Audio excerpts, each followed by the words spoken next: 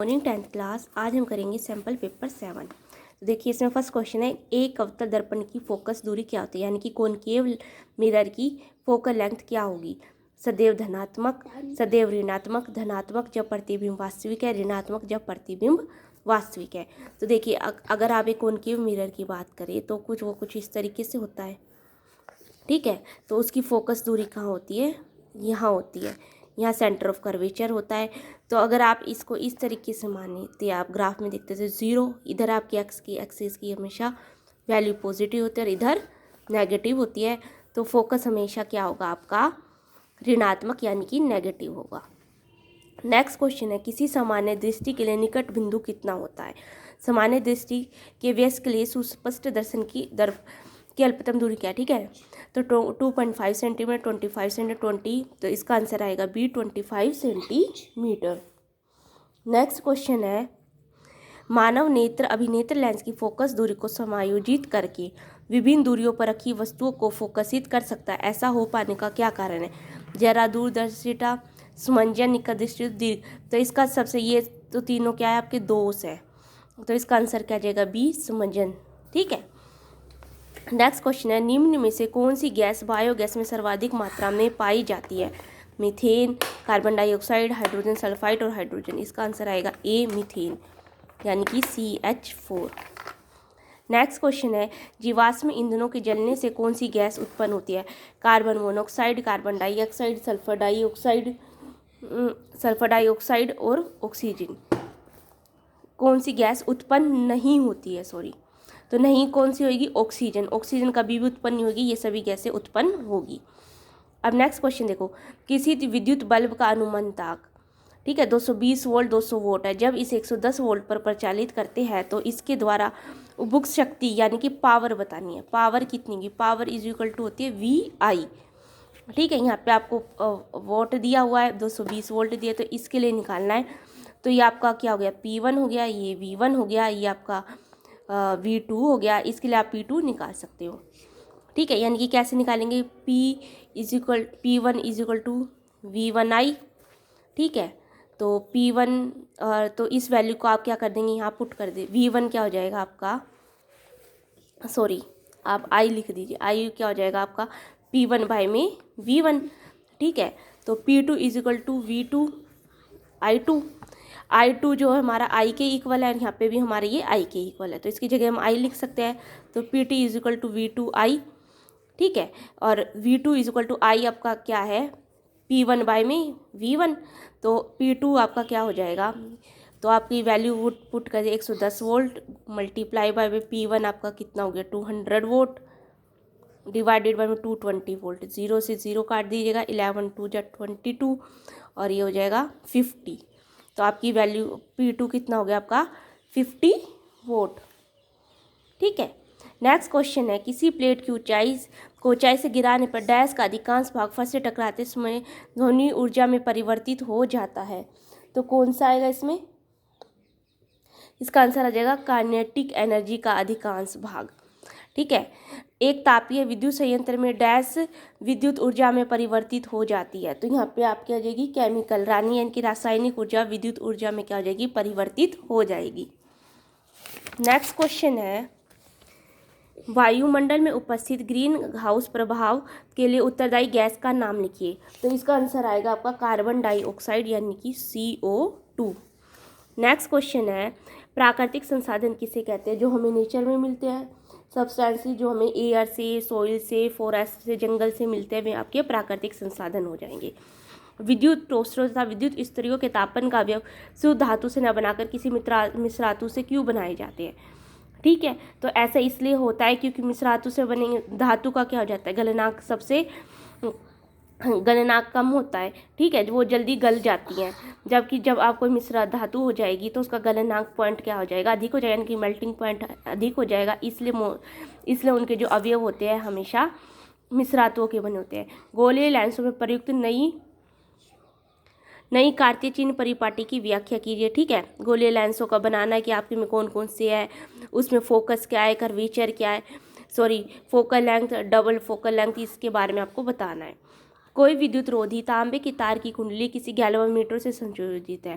क्या होगा यदि कोई क्षण चुंबक को कुंडली में धकेला जाता है, कुंडली के भीतर से बाहर खींचा जाता है, कुंडली के भीतर स्थिर रखा जाता है। विद्युत मोटर का सिद्धांत लिखना है। अगला क्वेश्चन है, एक क्रियाकलाप द्वारा दर्शाइए कि सीधी चालक में विद्युत धारा प्रवाहित करने पर उनके चारों ओर चुंबकीय सीधी रेखाएं उत्पन्न होती है। और ये नेक्स्ट है, किसी सीधे धारावाही उत्पन्न में इसको आप कर लीजिएगा। नेक्स्ट क्वेश्चन है आपका, Na2SO4 प्लस में BaCl2 that gives to BaSO4 plus में 2NaCl। ऊपर दी गई अभिक्रिया किस प्रकार की है? तो अब ऊपर दी गई अभिक्रिया आपकी द्विविस्थापन अभिक्रिया, क्योंकि Na2SO4 और BaCl2 है तो ये इसके साथ विस्थापित हो रहा है, ये इसके साथ विस्थापित हो रहा है, इसलिए ये द्विविस्थापन अभिक्रिया है। नेक्स्ट क्वेश्चन है, नीचे दी गई अभिक्रिया के 2PbO plus C that gives to 2B plus में CO2 संबंध में कौन सा कथन सत्य है? सीसा अपचयित हो रहा है, CO2 उपचयित हो रही है, कार्बन अपचयित हो रहा है, PbO अपचयित हो रहा है। तो इसका देखो पहला और दूसरा, पहला और तीसरा, पहला दूसरा और तीसरा और सभी। तो इसका आंसर आएगा 15th का आपका A, यानी कि पहला और दूसरा। ठीक है, सीसे का अपचयन हो रहा है क्योंकि वो ऑक्सीजन को दे रहा है, और कार्बन CO2 उपचयित हो रही है क्योंकि वो ऑक्सीजन को ले रही है। कोई विलयन नीले लिटमस को लाल कर देता है, इसका संभावित pH क्या होगा? नीले लिटमस को लाल कर देता है तो इसका pH क्या होगा? 4 होगा, यानी कि वो एसिड है, अम्ल है, तभी वो नीले लिटमस को लाल कर देगा। इसलिए विद्युत की सबसे अच्छी चालक कौन सी होती है? विद्युत की सबसे अच्छी चालक होता है धातु। तो चांदी, एल्यूमिनियम, आयरन और मैग्नीशियम में से आपका आंसर आएगा A, यानी कि चांदी। नेक्स्ट है, थर्मिट अभिक्रिया निम्न में से क्या अपचायक है? थर्मिट अभिक्रिया होगी तो आपका इसमें से किसका अपचयन होगा? आयरन ऑक्साइड का, एल्यूमिनियम का, एल्यूमिनियम ऑक्साइड का, आयरन का, तो यहाँ आएगा एल्यूमिनियम का। नेक्स्ट है, कार्बन के बाह्यतम कक्ष में कितने इलेक्ट्रॉन होते हैं? ठीक है, कार्बन होता है 6, तो 2 और 4, यानी कि बाह्यतम कक्ष में कितने इलेक्ट्रॉन है? 4। कार्बन की संयोजकता क्या है? कार्बन की संयोजकता क्या है आपकी? कार्बन की संयोजकता है 4, क्योंकि वो 4 है तो उसको अपने सेल को कंप्लीट करने के लिए कितने इलेक्ट्रॉन चाहिए? 4 इलेक्ट्रॉन ही चाहिए। कार्बन किस प्रकार के आबंध का निर्माण करता है? तो कार्बन करता है कोवैलेंट बॉन्ड का, यानी कि सहसंयोजी आबंध बनाएगा। ऊष्माक्षेपी अभिक्रिया क्या होती है? ऊष्माक्षेपी अभिक्रिया वो होती है जिसमें ऊष्मा निकलती है। उदाहरण आप दे सकते हैं। नेक्स्ट है, अम्लीय वर्षा क्या है? जलीय जीवों पर इसका क्या प्रभाव पड़ता है? वर्णन करें। अम्लीय वर्षा कहते हैं जब वातावरण में जब सल्फर डाइऑक्साइड इनकी मात्रा अधिक हो जाती है तो वो वर्षा के रूप में नीचे गिरती है, तो वो अम्लीय वर्षा होती है। इससे जलीय जीवों पर क्या प्रभाव पड़ता है? इससे उनको नुकसान पहुँचता है, उनके ऑक्सीजन लेवल कम हो जाता है। ठीक है, पीतल एवं तांबे के बर्तनों में दही एवं खट्टे पदार्थ को क्यों नहीं रखते? ऐसे इसलिए नहीं करते क्योंकि वे हाईली रिएक्टिव होते हैं और खट्टे पदार्थ क्या हो जाते हैं? खराब हो जाते हैं।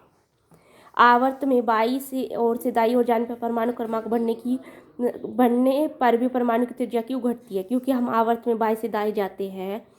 तो जैसे मान लो कार्बन आपका 6 है, नाइट्रोजन आपका 7, हम बाई से दाई जा रहे हैं तो 1 इलेक्ट्रॉन बढ़ रहा है। ठीक है, जब 1 इलेक्ट्रॉन बढ़ता है तो जो उस पर जो फोर्स ऑफ अट्रैक्शन होती है, यानी कि जो बल लग रहा है वो भी क्या लग रहा है? ज़्यादा लग रहा है। तो इस वजह से क्या आती है? आपके परमाणु की त्रिज्या घटती है, बढ़ती नहीं है। वर्ग में ऊपर से नीचे जाने पर धातुओं की अभिक्रियाशीलता तथा इनके ऑक्साइडों की प्रकृति पर क्या प्रभाव पड़ता है? जैसे ही आप ऊपर से नीचे जाएंगे तो क्या होगा? जैसे कि आप ले लो फ्लोरीन और क्लोरीन। फ्लोरीन आपका 9 हो गया, क्लोरीन आपका 17 हो गया। तो एक सेल बढ़ती जाएगी, एक सेल बढ़ेगी तो अभिक्रियाशीलता भी क्या होती जाएगी? कम होती जाएगी, तथा ऑक्साइडों की प्रवृत्ति में भी इसके प्रभाव पड़ेगा। नेक्स्ट क्वेश्चन क्या है? सोडियम आयन पूरी तरह से भरे हुए के एल्कोस होते हैं, व्याख्या कीजिए सोडियम प्लस आयन में। ठीक है, सोडियम प्लस का मतलब है, देखो सोडियम होता है आपका 11, ठीक है, तो इसके हो गए 2, 8 और 1, बट उसने आपको क्या है? सोडियम प्लस, यानी कि उसने एक अपना इलेक्ट्रॉन दे दिया है, तभी उस पर एक प्लस पॉजिटिव का चार्ज लगा है, यानी कि 2 और 8, इसलिए उसके बाह्यतम कोश में क्या होंगे? 8 इलेक्ट्रॉन होते हैं। उसकी शेल जो कंप्लीट है, इसलिए क्योंकि उसने अपना एक इलेक्ट्रॉन दे दिया है। नेक्स्ट क्वेश्चन है, मैग्नीशियम तथा एल्यूमिनियम में किसका आकार बड़ा है तथा क्यों? ये दोनों तत्व आधुनिक आवर्त सारणी के कौन से वर्ग से उपस्थित है? देखो सोडियम, मैग्नीशियम और एल्यूमिनियम आ गया। ठीक है, मैग्नीशियम और एल्यूमिनियम, मैग्नीशियम हो गया आपका 12, और एल्यूमिनियम हो गया आपका 13।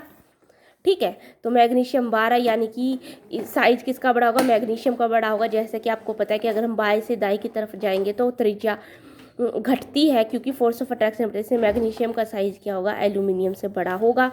और कौन से वर्ग में स्थित है, तो ये आपका हो जाएगा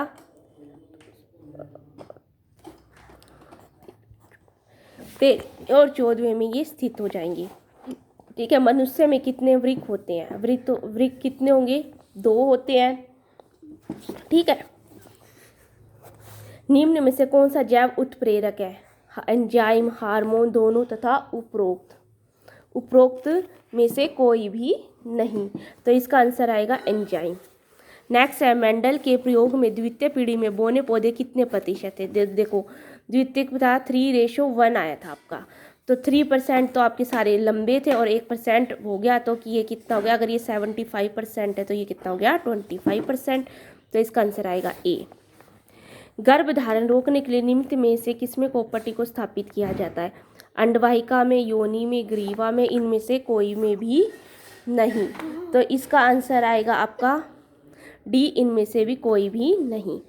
निम्नलिखित में से किसमें बहुखंडन होता है, अमीबा में, लेशमानिया में, ए और बी दोनों में, या प्लाज्मोडियम में। तो इसका आंसर आएगा डी, प्लाज्मोडियम में। निम्नलिखित में से कौन सा अजैव निम्नीकरणीय व्यर्थ पदार्थ है, अजैव निम्नीकरणीय व्यर्थ पदार्थ है बेकार कागज, दूध के पैकेट, फलों के छिलके, खराब सब्जियां। तो यहाँ आपका आंसर आएगा दूध के पैकेट। ठीक है, क्योंकि बेकार कागज, फलों के छिलके और खराब सब्जियां ये सारे आपकी जैव निम्नीकरणीय में आएगा। हरित गृह प्रभाव मुख्यतः किसके कारण होता है, ठीक है, ऑक्सीजन, नाइट्रोजन, CO2 और जल वाष्प। तो इसका आंसर आएगा आपका CO2, कार्बन डाइऑक्साइड के कारण होता है। जंतुओं में से कौन सा ऊतक नियंत्रण एवं समन्वय का कार्य करता है, केवल तंत्रिका तंत्र, केवल पेशी ऊतक, तंत्रिका एवं पेशी ऊतक और संयोजी एवं पेशी। तो इसका आंसर आएगा ए, केवल तंत्रिका तंत्र। कवकों की पोषण विधि कौन सी होती है, कवकों की होती है सप्रोफिटिक न्यूट्रिशन, यानी कि स्वयं मतलब स्वपोषी अभिक्रिया, यानी कि वो सभी जीवों को खा लेते हैं। पृथ्वी के अंदर जीवों के परीक्षित अवशेष क्या कहलाते हैं, फोसिल्स कहलाते हैं। ठीक है, उसके बाद स्वपोषी सौर प्रकाश में निहित ऊर्जा को ग्रहण करके कैसी ऊर्जा में बदल देते हैं, रासायनिक ऊर्जा में बदल देते हैं, केमिकल ऊर्जा में। कौन सा पादप हार्मोन विभाजन में सहायता करता है, तो यहाँ आपका हार्मोन का नाम आएगा साइटोकाइनिन। मानव में अंडाशय के कार्य लिख दीजिएगा, अलग युक्तियाँ हैं वे लिख दीजिएगा, और ये सारे आप क्वेश्चन क्या है लर्न करके लिख दीजिएगा।